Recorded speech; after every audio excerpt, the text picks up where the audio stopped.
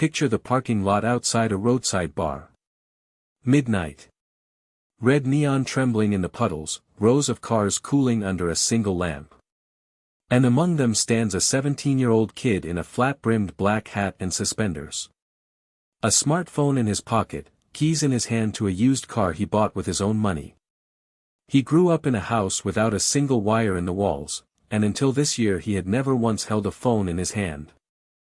And now they've handed him everything at once, the phone, the car, the music, the city, freedom with not a single rule over his head. And here's what should be impossible, a year and a half from now, that same kid will kneel down on a bare wooden floor, by the light of a kerosene lamp, and willingly give it all back. Forever. The Amish send their teenagers out into our world, and almost all of them come back. Not half. Almost all. Now let's talk about you. By some counts, the average person reaches for their phone more than 100 times a day. You open it without even noticing, your hand does it before your head. You scroll in bed at 1 in the morning, promising yourself, just one more clip, and you can't stop.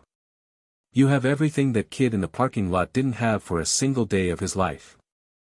And you can't switch it off for even one evening. But he was able to give it all up. At 16, they placed in his hands the exact world you can't climb out of, he tasted it and shut the door from the other side. They know something about freedom that you don't. And by the end of this story, I'm going to hand it to you. I'm Amos.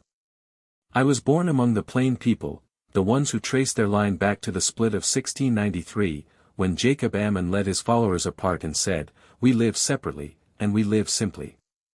I grew up where children speak Pennsylvania German before they speak English, and where at 16 something waits for you that we almost never talk about to outsiders. It's called Rumspringa. In our language it simply means, to run around. Not to rebel. Not to break loose. To run around, the way a calf is let out of the barn for the first time onto a spring meadow. I'm going to show you 5 things. What happens on the night a teenager turns 16. What they actually do in our cities, not what you've been shown. How they decide to come back, and what the vow does when they do. A number that outsiders don't believe until they hear it from us. And what they're really testing in all this, because it isn't the teenager at all. Understanding it doesn't cost a single dollar. And last, the real reason they come back. The modern world has it backwards. But that comes at the very end. Let's start with that night. A farm in Lancaster County, Pennsylvania. A house with no wires in the walls, a kerosene lamp on the table, and in the evening a silence over the whole house that a city never knows. A boy named Aaron turns 16 tomorrow. Every day of his life up to now has been laid out by the ordnung, the unwritten code of the community that decides everything, the length of your hair, the width of your hat brim, the color of your shirt, whether you can use buttons instead of hooks, whether you can be photographed. And on this one day, it's as if half that weight is lifted off him. He can buy a phone. He can get behind the wheel, or ride in someone else's car. He can put on our clothes, jeans, sneakers, a cap turned backwards. He can listen to our music, stay out all night, and his parents won't try to stop him. Not because they don't care. Because that's how it's been done for 300 years. And here's what you have to understand right away, this is not a rebellion the community grudgingly tolerates. They are the ones who open the gate. Aaron's father walked through this himself. His grandfather walked through it. His mother has prayed for this night since the day her son was born, she wants him to go out and see with his own eyes. From the outside it looks like they're risking their son, pushing him toward a cliff. But it's precisely because they let him go that they'll keep him. His father puts a hand on his shoulder and doesn't say, "Don't you dare." He says, "Look hard. Then decide." Where does he go with this sudden freedom? This is where our cities do their work. And they do the opposite of what you'd think. Aaron isn't racing off to some wild party, he's going to find a job. On a construction crew, in a carpentry shop, some of them join their own people at the farmer's market selling tomatoes and furniture. For the first time in his life he has his own money in his pocket, earned with his own hands, and no one tells him how to spend it. He buys his first phone and spends the first week staring into it until his eyes ache, just like you. He stands in the middle of a shopping mall in front of glowing storefronts that don't exist and can't exist on a farm, and he just stares. He gets behind the wheel of his first car, lays a hand on the wheel, presses the pedal, and feels under his foot something a horse-drawn buggy will never give him: speed. 80 miles an hour where his whole life it was 8. He eats our food out of bright boxes, watches our screens, hears our noise that never falls silent even at night. A whole world that his entire life was only ever described to him from the outside is suddenly in his hands, all of it, all at once. And here's where our world is cruelly wrong about him. We're sure of it: give a country boy all this with no rules, and he'll drown. But it isn't what's in his hands that decides anything. What decides everything is who he goes there with.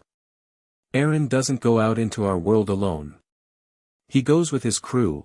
We call it a buddy bunch, a cluster of kids his age he's grown up with since he was in diapers. They learned the catechism together, sat shoulder to shoulder through 3-hour services, hauled hay together, know everything about each other, who's in love with whom and who's afraid of what. And they pile into our world in a pack, all at once. Give a person a phone, a car, and a whole city, but if there are 10 others beside him who remember him barefoot in the hayfield, he won't lose himself entirely. Freedom's in his hands, but the roots hold him by the feet. He can go far. But there's always someone to ask him the next morning, well, was it worth it? That's why Rumspringa isn't about wild parties, the way screens love to show it. For most, it's a quiet fitting on that stretches over a year or two. Some go far, some barely try it and ask to come home within a month, but almost all of them do it without letting go of their own people's hands. They live more modestly than you'd think, they rent a room, go to work, save up. And here, in the middle of all this newness, something creeps up that our world can't give.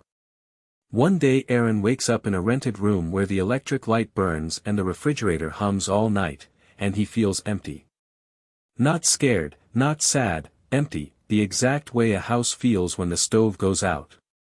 He misses the table where the whole family gathered at 6 in the morning and no one looked at a phone, because there were no phones. He misses the day when 50 neighbors raise a barn in a single day for someone whose old one burned down, hammers pounding, women carrying food, and no one takes a cent, because their insurance is this, a neighbor's hand. He misses the Sunday service, held not in a building with a steeple but in turn in someone's house or barn, and afterward everyone eats at one long table.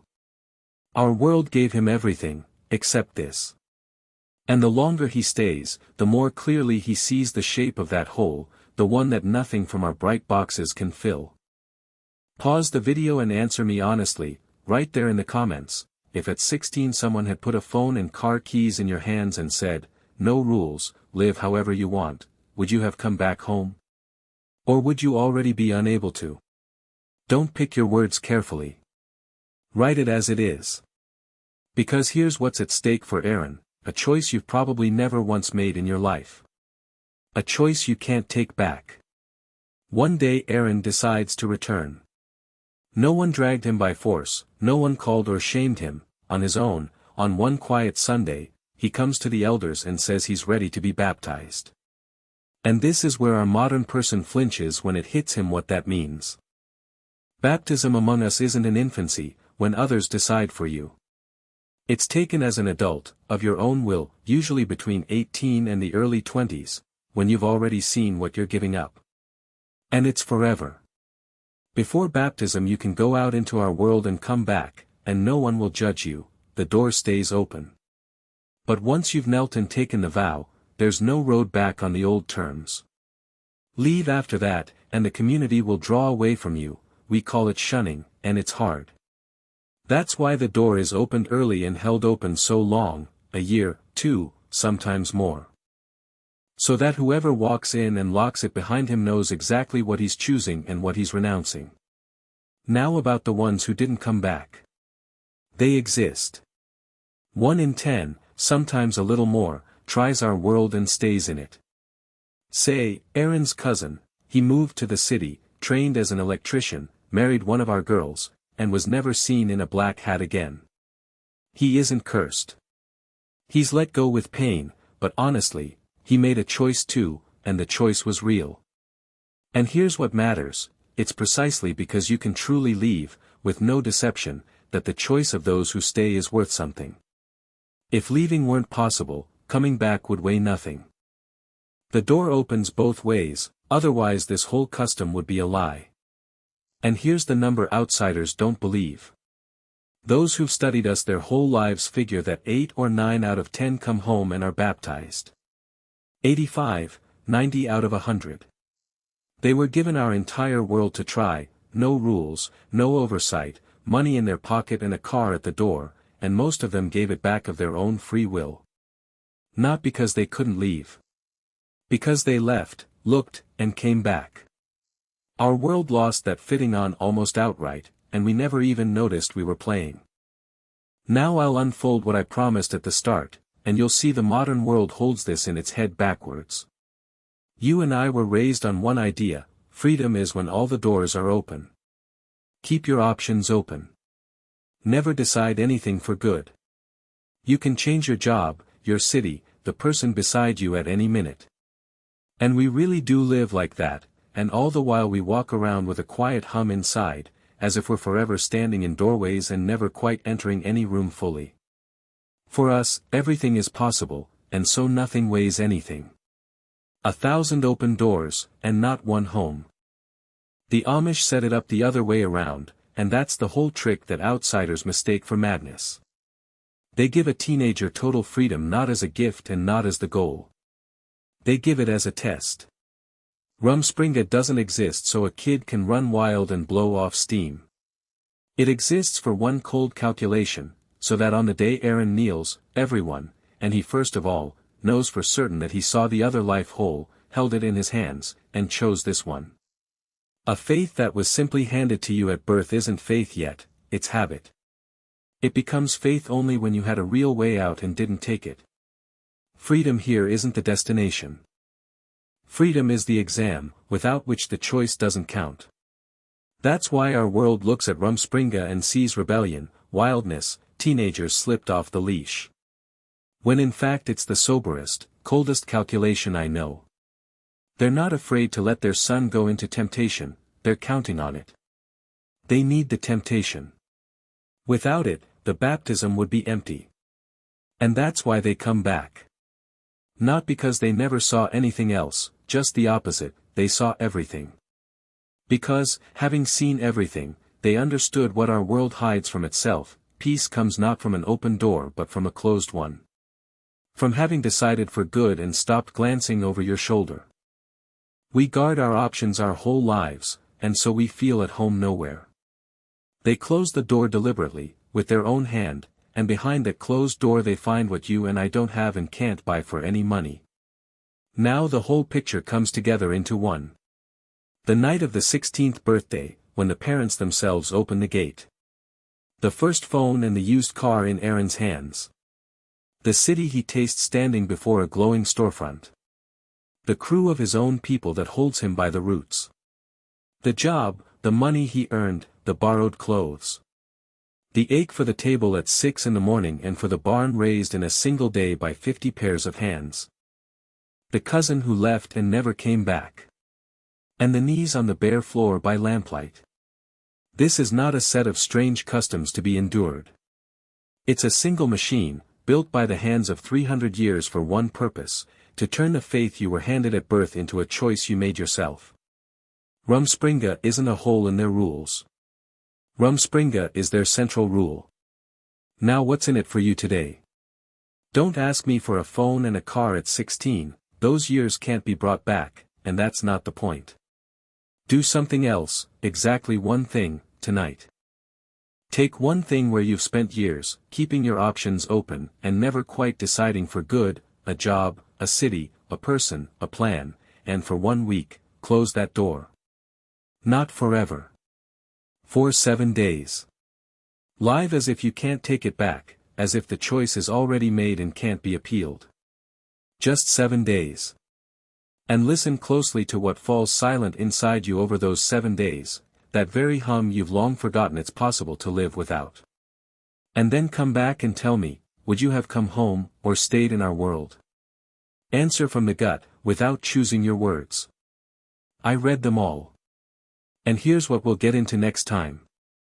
You heard it, to leave after baptism means to fall under shunning, when your own community draws away from you. Our world paints this as nothing but cruelty, a family that turned its back. But there's a reason behind it that outsiders don't say out loud, and it isn't the one you think. Stay, and I'll open it up for you. I'm Amos. And now you know it too.